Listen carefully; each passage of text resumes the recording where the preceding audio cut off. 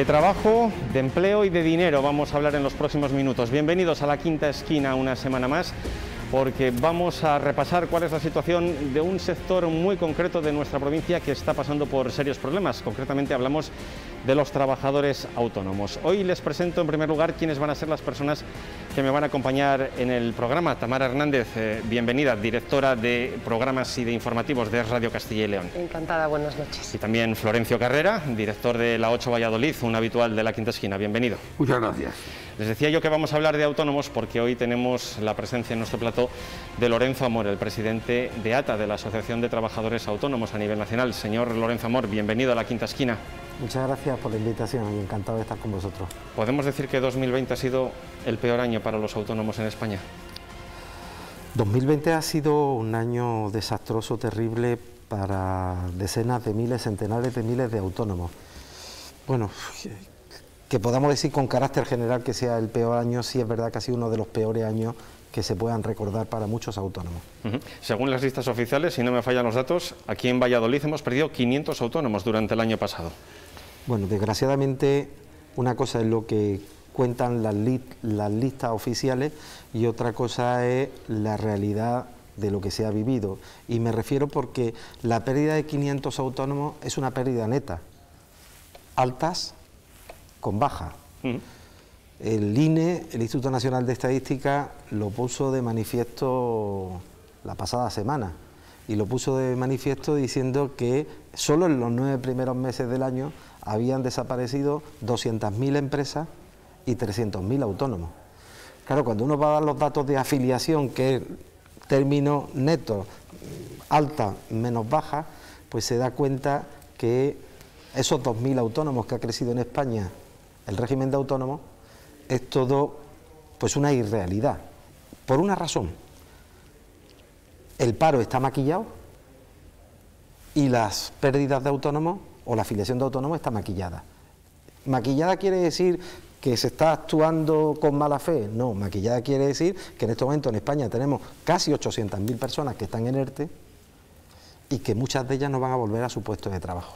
Y tenemos 380.000 autónomos en prestación por cese de actividad, que le da igual tener el negocio cerrado o tenerlo abierto, le están pagando una prestación. Gran parte de esos 380.000 autónomos no van a volver a abrir la persiana de su negocio. Tienen lo que se llama el paro de los autónomos. Es decir, llegará el día en que se den de baja de seguridad social porque ya no puedan cobrar prestación. Señor Amor, usted además es vicepresidente, además de presidente de ATA, es vicepresidente de la COE, de la patronal española. La pregunta es muy sencilla y cortita. ¿Quién defiende a los autónomos ahora mismo? Bueno, a los autónomos lo estamos defendiendo desde el ámbito de las organizaciones de autónomos, lo estamos defendiendo también. Yo tengo que agradecer el compromiso del presidente de COE, también del presidente de CEPIME con los autónomos, ¿no? En estos momentos la mayoría del tejido empresarial son autónomos. Lo que sí tengo que decir es que todas las administraciones, todas, han tomado medidas para los autónomos. La central, las autonómicas y la local. Pero todas las medidas que se han tomado han sido claramente insuficientes. Prueba de ello es que en estos momentos el propio gobierno central está estudiando nuevas medidas. Los propios gobiernos autonómicos están estudiando nuevas medidas y los gobiernos locales, los ayuntamientos y diputaciones están estudiando nuevas medidas. Pero entre otras cosas porque esta crisis ha tenido una cosa muy clara. Uno, se cumple un año de aquella afirmación que el impacto del COVID en la economía iba a ser inapreciable. Se va a cumplir también poco tiempo de que se dijo que esto iba a ser 2 meses, se desenchufaba la economía y se volvía a enchufar, de que salíamos más fuertes en julio, de que la segunda ola ni la tercera iba a tener un impacto grave en la situación. Y hoy, aunque Europa nos aumenta 2 décimas la previsión de crecimiento del PIB, estamos muy por debajo de lo que estima el Gobierno central en los presupuestos generales del Estado. no se ha analizado desde primera hora ni el impacto que tiene el COVID en la economía, ni se han tomado las medidas necesarias. Entre otras cosas porque cuando a un hostelero se le está cerrando su negocio, por orden administrativa, la obligación de la administración es indemnizarlo. Lo mismo que si yo pues no tengo a un trabajador porque no quiero o no quiero que haga su trabajo, estoy obligado a indemnizarlo. Medidas como el ERTE, medidas como los ceses de actividad, como las moratorias, siempre han dicho ustedes que son insuficientes. A mí sí me gustaría que nos hiciera una fotografía de la situación que está por venir, ¿no? El día, por ejemplo, que desaparezcan los ERTEs. Ya nos comentaba también aquí el presidente, bueno, el vicepresidente, en este caso de Hotelería de Valladolid, que ahí comenzaría, bueno, pues a haber muchos despidos, ¿no? Pues mira, yo voy a intentar hacerlo muy gráficamente para que todo el mundo lo entienda. Primero hay que decir que los ERTE han jugado un papel importante, sobre todo para las listas de paro. Porque no olvidemos una cosa, los ERTE no son ningún regalo. Si no hubieran estado los ERTE, los trabajadores desgraciadamente estarían en el paro. Claro. Las ayudas por cese de actividad tampoco han sido ningún regalo. Si no hubieran estado las ayudas por cese de actividad, el autónomo estaría de baja en la Seguridad Social. Los aplazamientos de las moratorias tampoco, porque hay que devolverlas. Y los créditos ICO son créditos que luego hay que devolver. A ver, quiere decir esto, primero, que todos los países de la Unión Europea han tomado estas medidas, pero y además han dado ayuda directa. Claro, cuando se prepara ese llamado escudo social para 2, 3, 4 meses y nos damos cuenta que vamos ya para un año y nos están avisando que el primer semestre de 2021 también va a ser complicado, pues indudablemente echamos en falta esas medidas que son necesarias como ayudas directas. Que no, vuelvo a insistir, no son otra cosa sino indemnización a la prohibición de realizar la actividad económica o la actividad empresarial. La situación es que, muy gráfico, el pozo se está quedando sin agua. A ti, un hostelero que tiene los trabajadores en ERTE, pues quizás no tenga que pagar las nóminas, pero sí tiene que pagar parte de cotización a la Seguridad Social porque no están exoneradas al 100%. Ese hostelero tiene que seguir pagando los suministros, agua, luz, tiene que seguir pagando renting. Hay renting de cafetera, hay renting de frigoríficos, tiene que seguir pagando todos los meses los alquileres. El problema es que sin estar abierto o sin apenas facturar, cada mes saca un cubo de agua. Y ya va sacando durante muchos meses los cubos de agua. El problema es que el pozo está sin agua. Y si tú no le inyectas agua, ahora se están entreteniendo en decir que las ayudas van a venir a las empresas viables. Pero ¿quién va a determinar si una empresa es viable o no es viable? ¿Con qué medición, con qué carácter científico se va a decir que esta empresa es viable o no es viable? Si el 90% de los autónomos y las empresas con dificultades hoy eran viables a mediados de marzo. Si el problema de mi inviabilidad es que ustedes me están reduciendo la movilidad, cerrando los negocios. Esa es la inviabilidad. Y no me están indemnizando por ello. Aquí es donde tenemos el problema. Aquí es donde tenemos el problema. Claro, o hay un rescate, o desgraciadamente las cifras de paro van a reventar.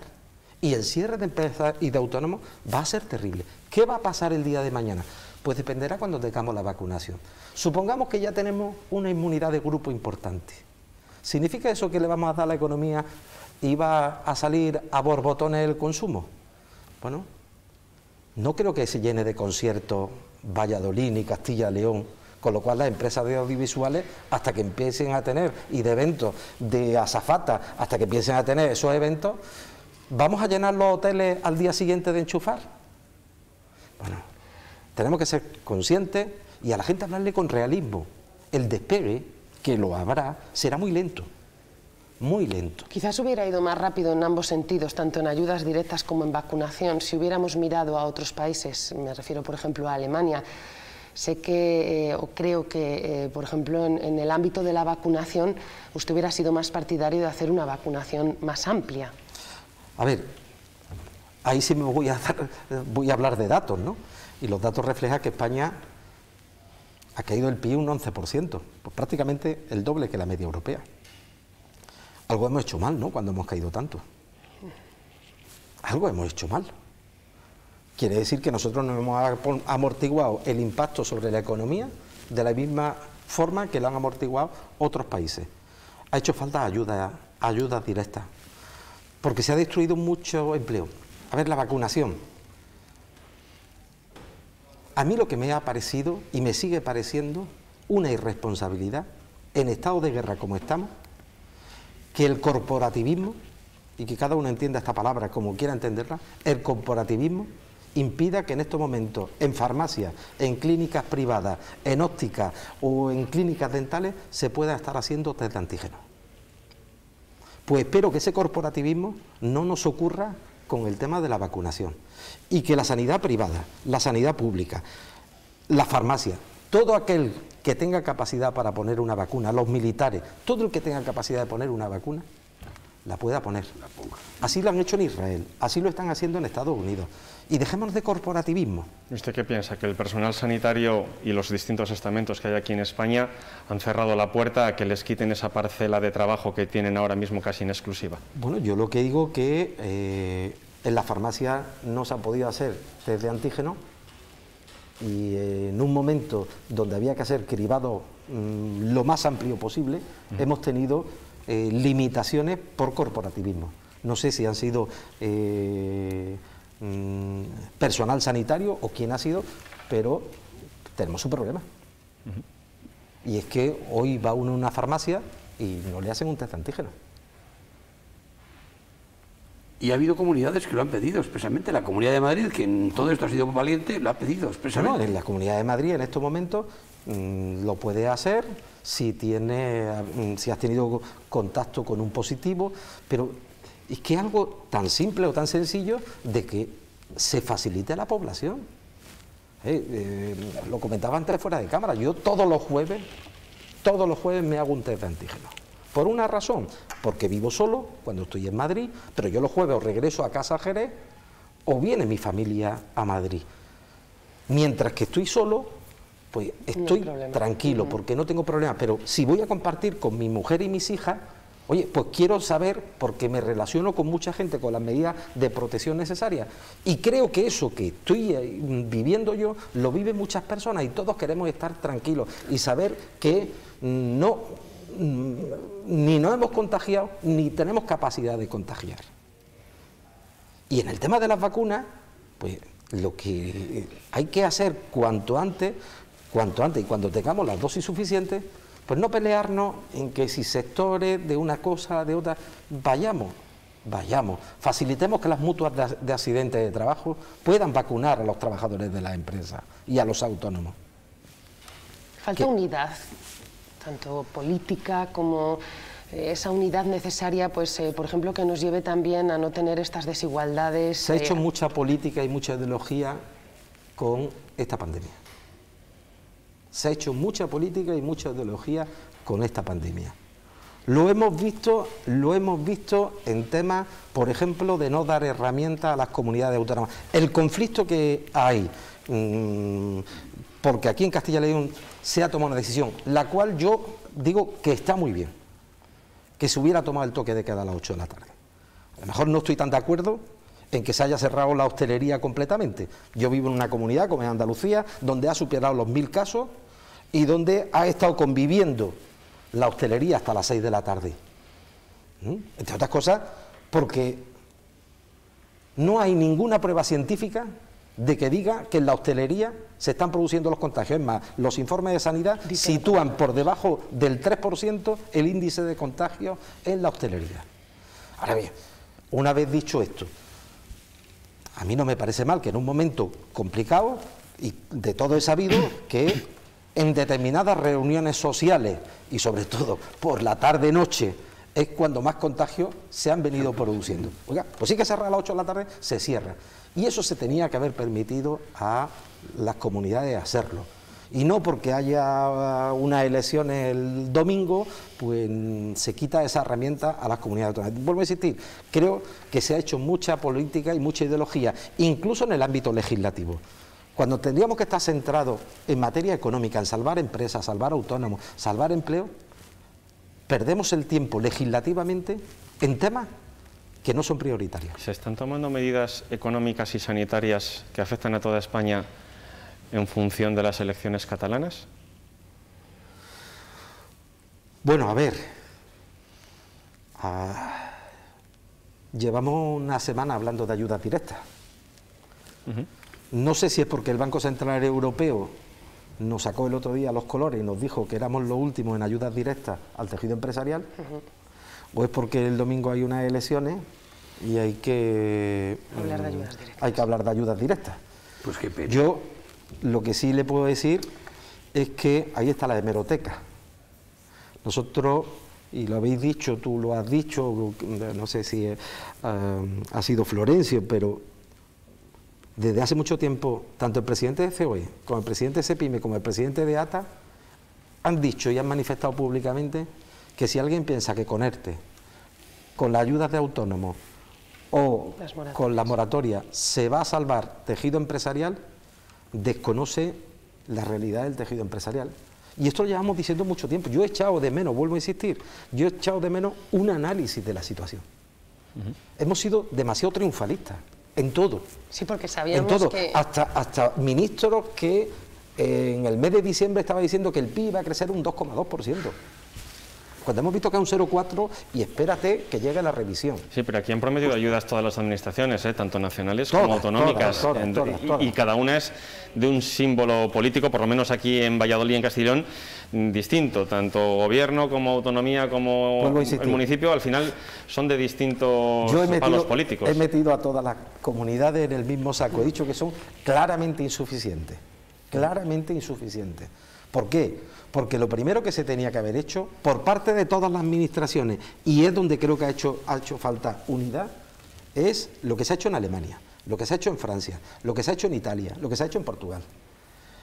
Cada vez que Alemania tomaba una determinación de cerrar la hostelería, de limitar movilidad, inyectaba un nuevo paquete de medidas de indemnización a los sectores afectados.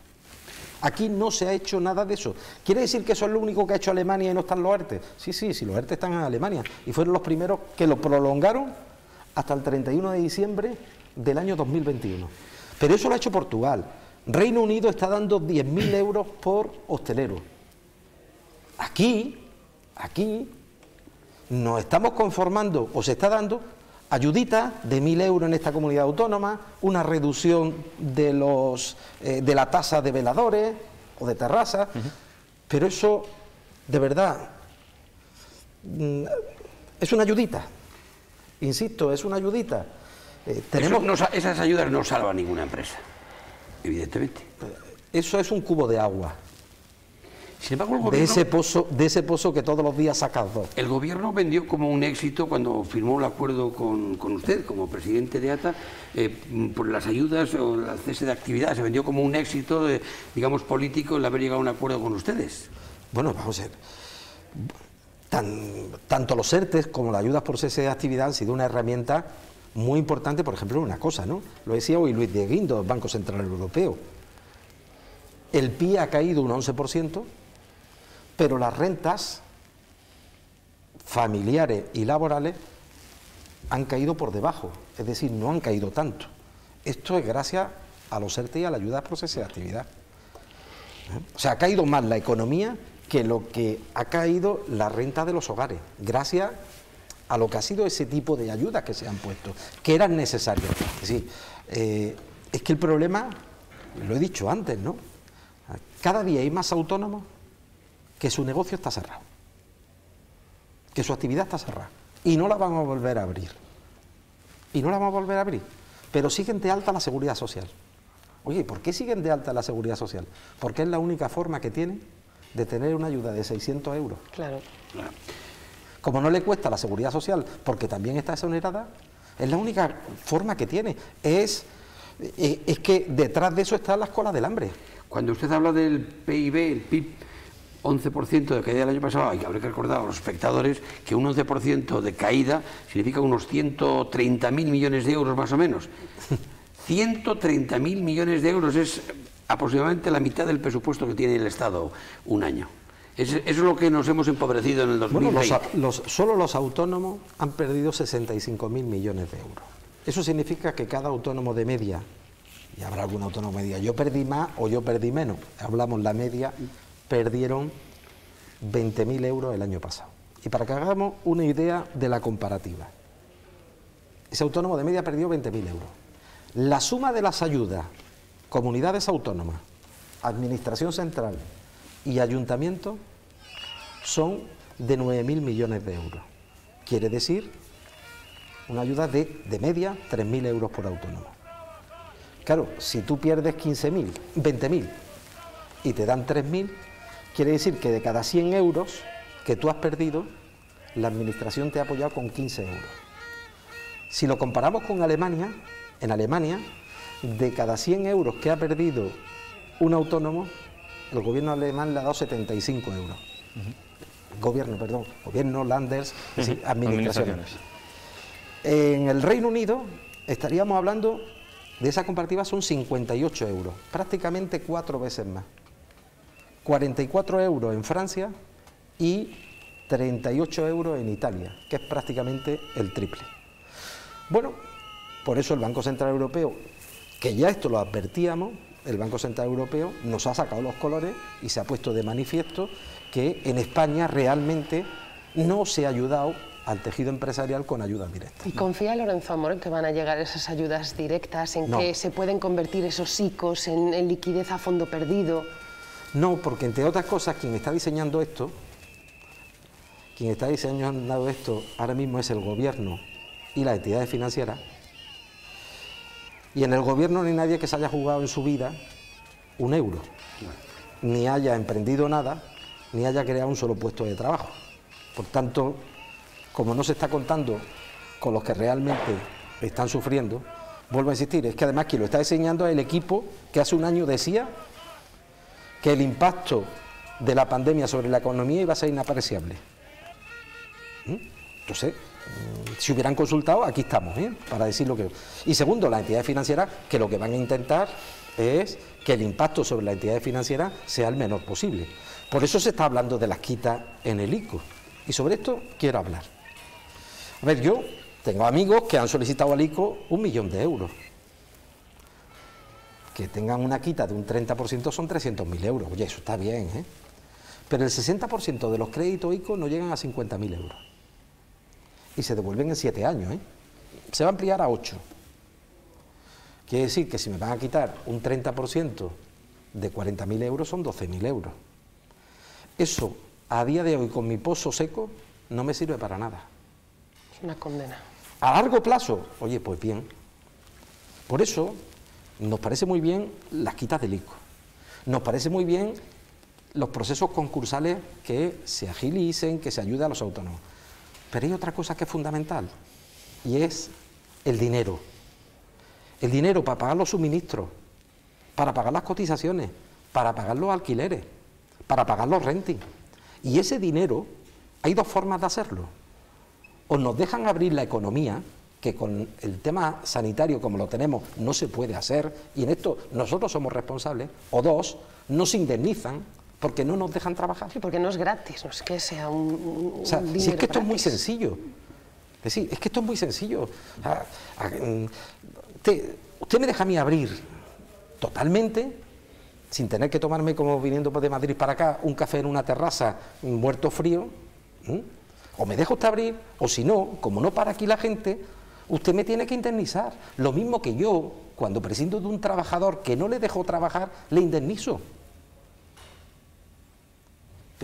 Esa es la realidad, y eso es, desgraciadamente, lo que todas las administraciones no están haciendo. Porque si no, a la crisis sanitaria se ha unido la económica y se va a unir la crisis existencial, claro. Porque yo me imagino que, sobre todo, aquellos que tengan pequeñas empresas, ¿qué les queda?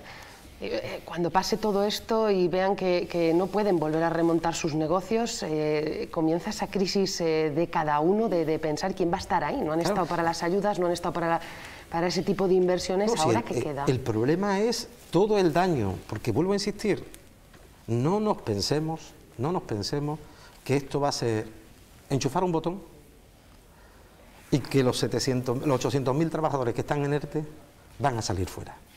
La mitad de los trabajadores que están hoy en ERTE no van a volver a su puesto de trabajo. Y no van a volver por una razón, porque sus empresas van a estar cerradas.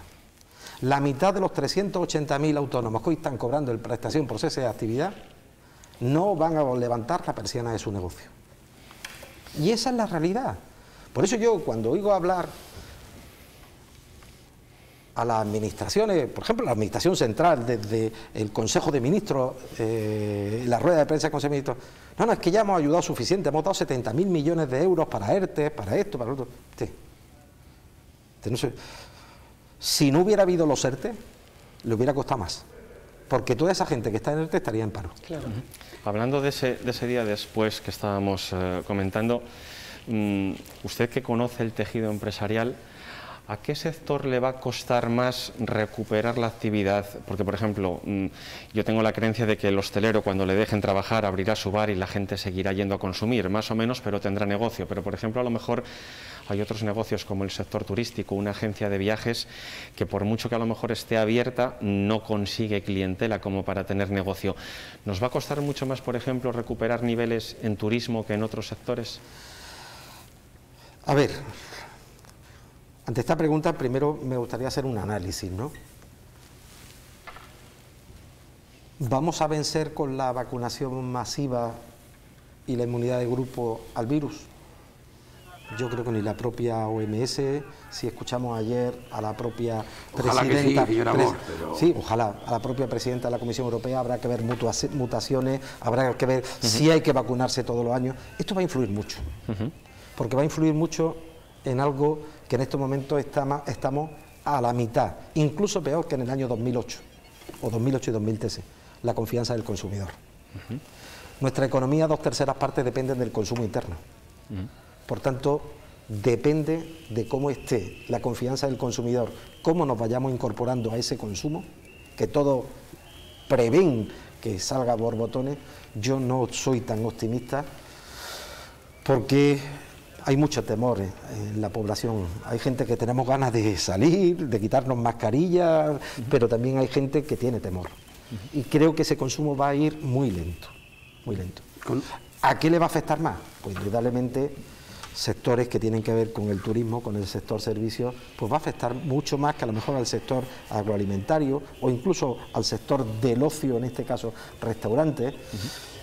Pero, por ejemplo, el ocio infantil y el ocio nocturno lo veo más lento, y todo lo que tiene que ver con los viajes, con hostelería, agencias de viaje, por tanto, alquiler de vehículos, etcétera, etcétera. Presidente de ATA, tener un gobierno social comunista, un gobierno socialista y comunista, Podemos, PSOE en este momento, ¿cree usted que ha